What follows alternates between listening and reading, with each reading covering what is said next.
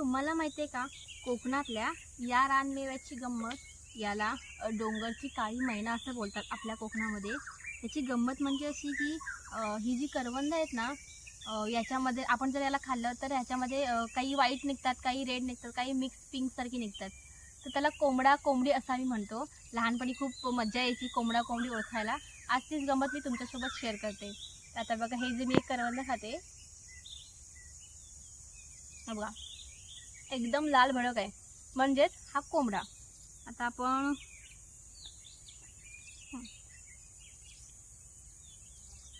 हे पण साधारण लाल आहे, पण पूर्ण लाल नाही.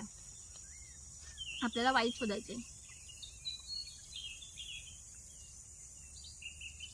हे बघा, हे पूर्ण वाईट आहे, म्हणजेच ही कोंबडी.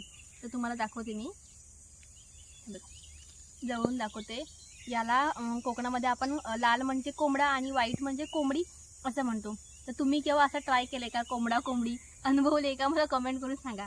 आणि लाल म्हणजे कोंबडा, व्हाईट म्हणजे कोंबडी, मग जो मिक्स पिंक कलर असतो त्याला आपण काय म्हणायचं, याचं उत्तर तुम्ही द्या.